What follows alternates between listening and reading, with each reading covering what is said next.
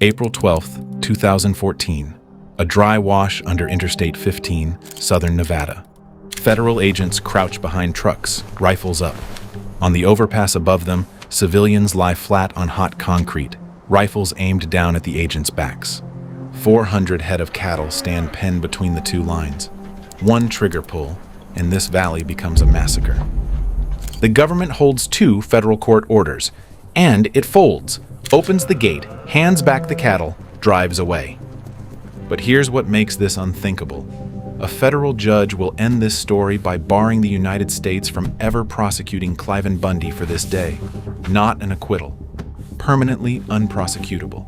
And to weld that door shut, she will have to accuse the United States government, from the bench, of something federal judges almost never say out loud. Why did the side with the law and the guns walk away?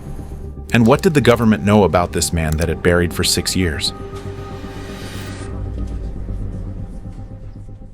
1993.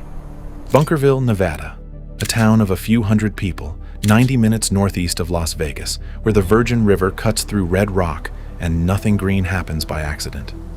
Cliven Bundy stops paying his grazing bill, who looks at the United States government and decides to just stop.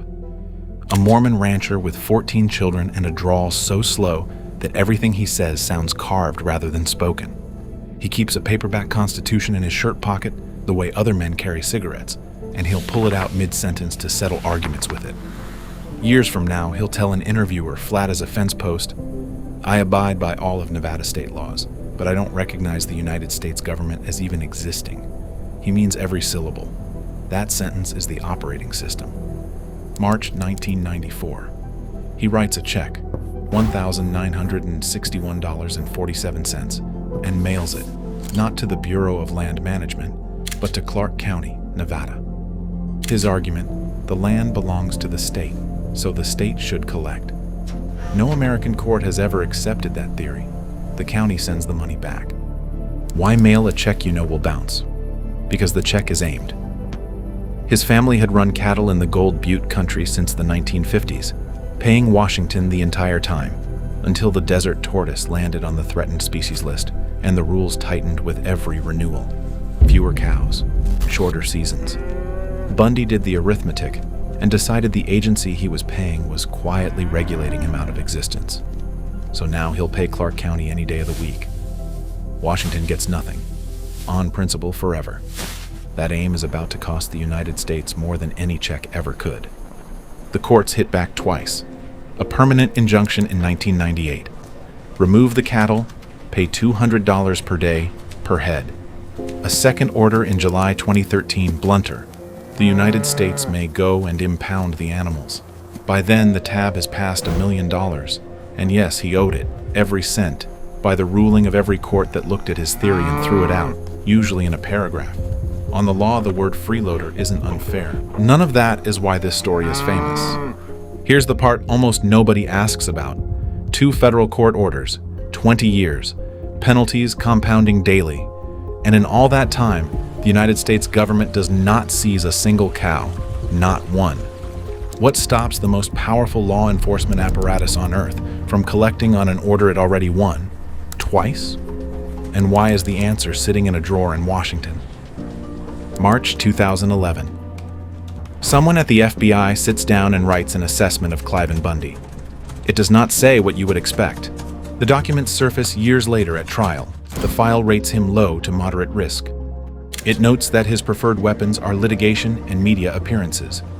Then it goes somewhere agencies almost never go on paper. It recommends the government consider resolving the debt, even waiving the fines, specifically to reduce the risk of a violent confrontation. Read that again. The FBI proposing to forgive $1 million because collecting it might get somebody killed. A second federal assessment the following year is flatter still. Likelihood of violence from Cliven Bundy. Minimal. The file also understands him better than the newspapers ever did. It records the thing that actually drives him. The conviction, hardened by Ruby Ridge and Waco, that one day federal agents will roll up his driveway to wipe his family off the land. He isn't dangerous, the file concludes. He's a man waiting for a siege. And then there's the receipt that proves somebody in the building actually read it. April 2012. The BLM has a roundup planned. Helicopters have already flown the allotment and counted the herd. Roughly 750 animals scattered across the Gold Butte country. Contractors are staged. The day before it starts, the operation is canceled. Stated reason, safety concerns. 2 court orders, 1 helicopter count, a full plan. Killed 24 hours out because the government had concluded its own roundup was the dangerous variable. That's the answer to 20 years of silence. A standing decision not to poke a hornet's nest the FBI had already measured.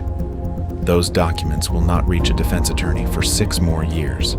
Every claim the government makes from this point forward, in press releases, in indictments, in a federal courtroom under oath, you get to check against a file the jury will never see.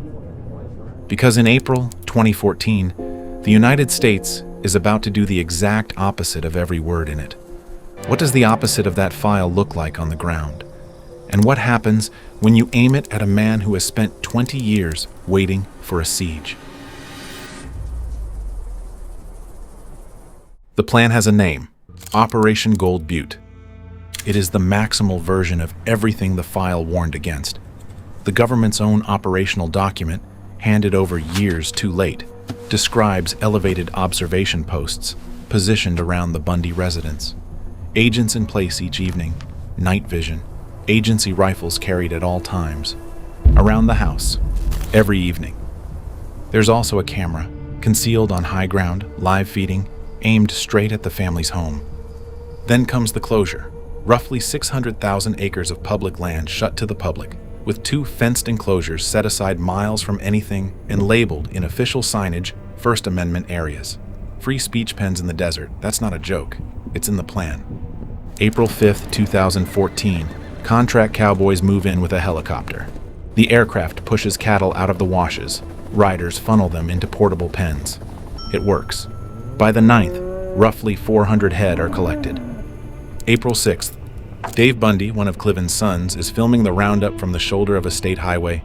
Agents take him down on the gravel, cuff him, and haul him off.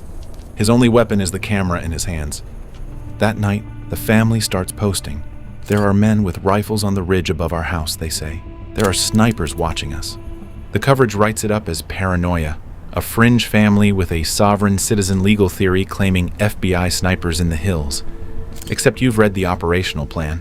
They're describing their own government's paperwork back to it, almost word for word, and being called crazy for it.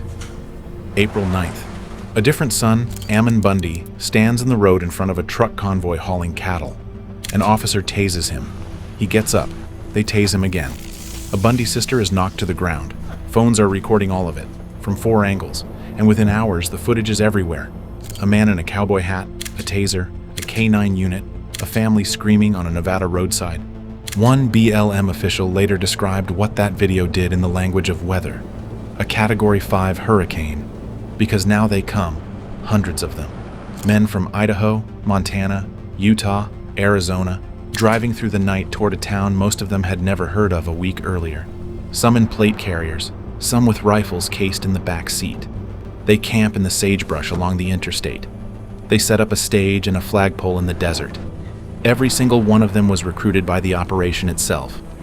And the FBI, the agency that wrote the 2011 file, is watching its own prediction come true on live television. What does the Bureau tell the BLM on April 11th? And what happens at 60 yards when nobody backs up? April 11th, 2014.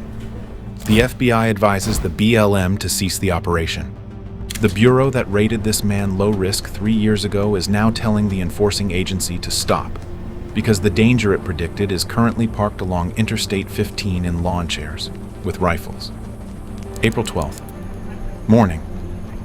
A rally in a field outside Bunkerville. Flatbed stage, flags, a crowd in the hundreds.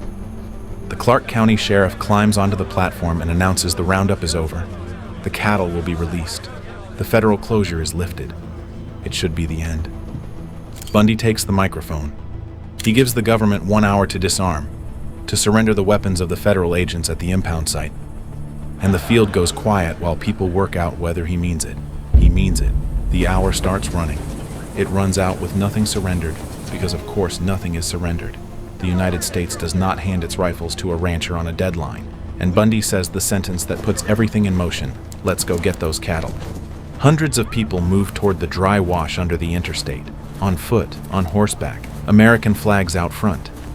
Las Vegas Metro officers put themselves into the gap between the crowd and the federal line, which tells you exactly what the professionals think is about to happen. Federal agents fall back to the corrals and take positions behind vehicles. The crowd comes down the embankment and stops at roughly 60 yards.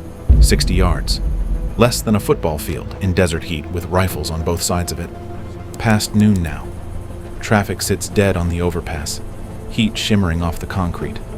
A federal loudspeaker cycles the same warning: disperse, or force may be used. Nobody disperses. Dust hangs over the riverbed. Horses stamp in the gravel. Above it all, on the I-15 overpass, a man from Idaho named Eric Parker lies down flat, wedges his rifle into a gap in the concrete barrier, and sights down at the federal agents below. Someone photographs him doing it. That photograph will run on front pages on 4 continents and become the single image the Justice Department builds a prosecution around 3 years later. What is an agent behind those trucks doing while that rifle settles on him? One of them will testify to it later. Praying. For his wife, for his children, in full kit behind a government truck. 1 hour at 60 yards becomes 2. The agents on scene keep running the arithmetic, and it comes back the same way every time. Hold the line and people die. Advance and people die. Arrest Bundy in front of that crowd and people die. There is no version of the next hour that ends with paperwork. So the order comes down a phone line, as plain as an order gets. Get everybody out of there. Let them have the cattle. The gate opens. Roughly 400 head walk out into the desert, past the people who came to free them. Federal vehicles reverse out of the wash and drive north while men on the overpass lower their rifles and start cheering. The BLM's director puts out a written statement citing the safety of employees and the public. And here is the number that gets lost every time this story is retold: 0 shots fired by anyone. 2 lines of armed Americans at 60 yards for hours on live television. And not 1 round leaves a barrel. That is what the file predicted. That is what the file was for. On April 12, 2014, the United States government publicly obeyed a memo it had spent 3 years pretending it never wrote. But a superpower that folds on camera has to win somewhere. So how does a humiliated Justice Department hit back without firing a shot? And what could its opponent possibly say into a live camera that hands them the opening? He volunteers it himself, into a live camera. Nobody has to ask. Late April. The armed men are still camped in the sagebrush, and the ranch has turned into a daily talk show. Microphones planted in the dirt, cameras on tripods, Bundy holding court for the national press. On April 19th, he wanders off the subject of cattle. I want to tell you one more thing I know about. And he finishes the sentence about Black Americans, speculating aloud about whether they were better off under slavery, using a word for them that nobody repeats. The New York Times prints it 4 days later. The collapse takes 1 news cycle. Sean Hannity spent 2 weeks building him into a primetime folk hero. Now he goes on air and torches him. Beyond repugnant, beyond despicable, beyond ignorant. Offered every chance that week to walk it back, Bundy repeats himself instead. Within days, the defenders are gone, and the political price of destroying him has dropped to 0. The remarks prove nothing about what happened in that wash. What they hand the Justice Department is permission. So, why no raid? The file still holds the leash. 22 months pass without a knock on the door, and the counterattack, when it comes, doesn't look like law enforcement at all. According to The Intercept, the FBI builds a fake documentary company, Longbow Productions, out of Nashville, working title America Reloaded, and sends an undercover agent with a silver goatee to interview the standoff's veterans on camera. 8 months, something like 100 hours of tape. One participant plied with bourbon until the stories flow. Another put up in a suite at the Bellagio to describe, on the record, exactly what he did in that wash. A documentary crew that films everything and releases nothing.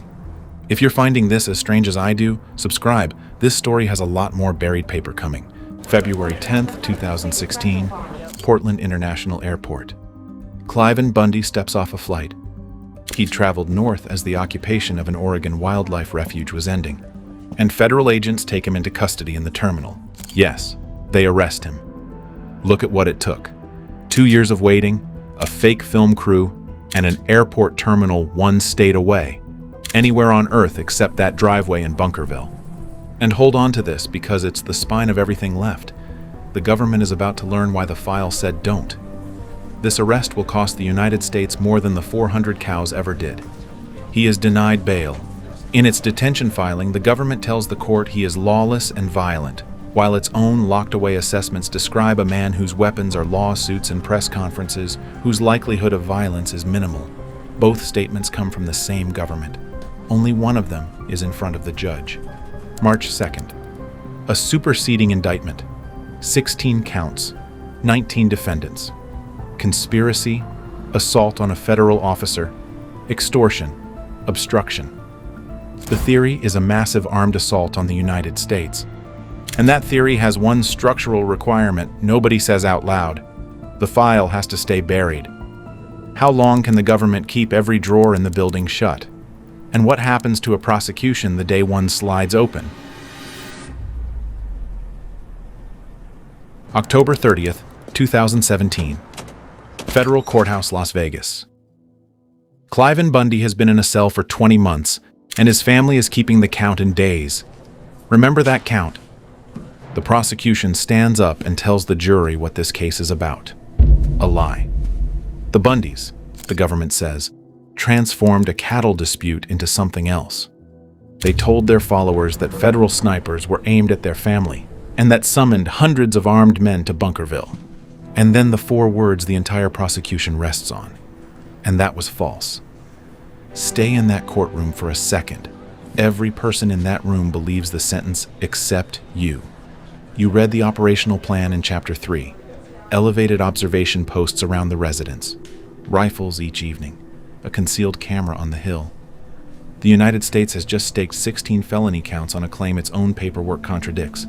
And every one of those documents still exists, in a government building in a box with a case number on it.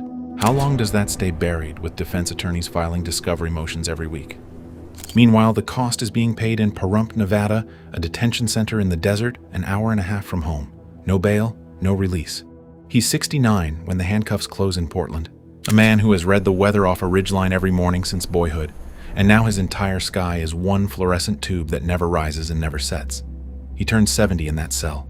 The count his family keeps passes 300 days, then 400, then 500, and the man who once gave the United States a 1-hour deadline learns what government time feels like. 2 winters of it, 90 minutes from a front porch he cannot see. Outside the courthouse, Carol Bundy tells reporters that when her husband leaves prison, he will leave a free man. Set that against what the government is holding. 100 hours of covert tape, 19 defendants, and a photograph of a rifle sighted on federal agents. She has no evidence. She has a certainty. And the government has drawers it is fighting every week to keep shut. Which one gives first? And what does it do to the 4 words the whole case rests on? November 3rd, 2017. 4 days into testimony, and the cascade starts with the thing the defense was mocked for. The Bundys had claimed for 3 years that the government put a camera on the hill and watched their house. The prosecution had dismissed that as a fantastical fishing expedition. Then the government discloses the records. The camera was real. Live feeding. Aimed at the ranch, exactly where they said. That's disclosure 1. The cascade takes 7 weeks. Next comes an FBI report. A 302, the Bureau's own interview form, describing an agent named Del Molino. He was on the ground at Bunkerville, dressed in BLM tactical clothing, carrying a BLM AR-15 in an overwatch position east of the ranch. An FBI agent. In another agency's uniform. In overwatch. Sitting in a report the defense had asked for and been told did not matter. Then comes the log, a tactical operations center entry from the FBI's own SWAT team. What's in it? 2 words. Snipers inserted. 2 words in the government's handwriting, in the government's file, describing the exact thing the government told 12 jurors was false, while its lawyer stood 10 feet from them and said it. And that was false. There's more. Another 302 has one of the government's own people describing a colleague's position on the ridge with the ordinary word for what the man was, sniper. Then the assessments surface. 4 of them.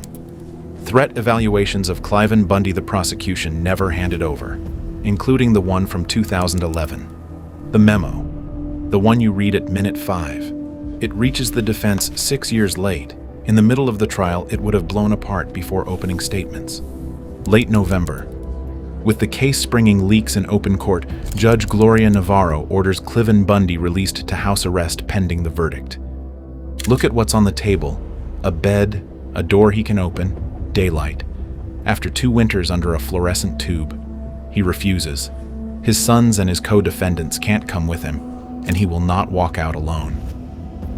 A 71-year-old man turns down his own release and goes back to the cell. November 27th. Larry Wooten, the BLM's own lead investigator on the case, sends an 18-page memo to the Justice Department. Wooten writes that the operation's culture was poisoned. Open mockery of the family, a supervisor who talked about wanting to kick Cliven Bundy in the mouth. He writes that the commander kept a trophy record of the mission, a thing Wooten calls a kill book. The agency denies that one. Nobody denies what happened to Wooten. He complained, and he was pulled off the case. And the commander himself, Dan Love, the special agent who ran Gold Butte, had already been fired by his own agency over an ethics finding involving Burning Man tickets. December 20th, 2017. Navarro has seen enough. She declares a mistrial. Her ruling reaches past sloppiness for the most radioactive word available to her: willful. The failure to disclose was deliberate, and the prosecution's attempts to explain it away were, in her word, disingenuous. The case is dead on the table. But a mistrial is not an acquittal. The government can march back into the same courtroom with a fresh jury, and this time it knows exactly which documents are coming. On January 8th, Navarro rules on whether it gets to. What is a sitting federal judge willing to call the United States of America from her own bench? And is there any door the Justice Department can't eventually pry back open? January 8th, 2018, Las Vegas. Navarro dismisses the case with prejudice. 2 words most people slide past, so here is what they mean. The United States of America may never bring these charges against these men again. A different attorney general changes nothing. A different president changes nothing. The government did not lose a trial. It lost the right to hold one. And from the bench, she cashes the promise this whole video opened with. The word she chooses is outrageous. Indeed, outrageous. The finding: flagrant prosecutorial misconduct, a due process violation so severe that no lesser remedy can cure it. Strip off the legal wrapping and listen. It hid the evidence. It hid the evidence on purpose, willful, her word, and then dressed the concealment in explanations she called disingenuous. And it cannot be given a second chance at these men because a retrial would be a reward. A second run at the same case, upgraded with everything the government learned from the collapse of the first one. Notice who that finding describes. Not a militia, not a rancher with a pocket constitution. The Department of Justice. The old man walks out of the courthouse free. No ankle monitor, no bail conditions. 698 days after the handcuffs in Portland, by the count his family kept. His sons and co-defendants walk out with him, which is the only condition he ever asked for. Carol Bundy called it from the courthouse steps 10 weeks earlier. The mechanism turned out to be her own government's paperwork. One threat survives the ruling. With prejudice, has a single crack in it. A federal appeals court can decide Navarro overreached and hand the government its retrial after all. The Justice Department goes straight for that crack, and Bunkerville stays legally alive for 2.5 more years, until August 6, 2020, when the Ninth Circuit affirms. The opinion comes from Judge J. Bybee, a George W. Bush appointee with zero sympathy for Cliven Bundy and open contempt for what the prosecution did with the evidence, conduct the court calls preposterous and reckless. The door is welded shut, and a conservative panel held the torch. In 2011, the FBI wrote down that it was afraid to touch this man. The one time the government worked up the nerve, an airport terminal, 1 state away, the arrest detonated in its hands and took the whole case with it. Now the fear has a court order behind it. The FBI isn't just scared to arrest Cliven Bundy anymore. It's forbidden. And the desert? The Bundy cattle are still on Gold Butte, More than 700 head by the family's own count, reported to the Associated Press, grazing land that became a national monument in 2016. Nobody flies out to recount them, because counting is step one of a process nobody wants to restart. The BLM's complete public position is one sentence. The BLM does not have any comment on this subject. The $1 million bill fossilizes in a ledger next to 2 court orders nobody will ever enforce, and the man who was 69 in the Portland handcuffs is closing in on 80 on a porch the federal government will not drive up to. The state's remaining strategy is to outlive an old man. One last thing. An environmental lawsuit working through the courts could finally force those cattle off the monument. By blind draw, it landed in front of a judge in the District of Nevada, Gloria Navarro. The same judge, which leaves the question I can't shake. That file sat in a drawer for 6 years, quietly deciding that one American's laws would not be enforced. And nobody outside the building knew it existed until a judge dragged it into the light. How many more files like it exist right now, and how many buildings quietly deciding which laws get enforced, and against whom? If this one got you, watch the only gangster the FBI gave up, trying to catch next, because that time there was no hidden file. The government just stopped looking for the man.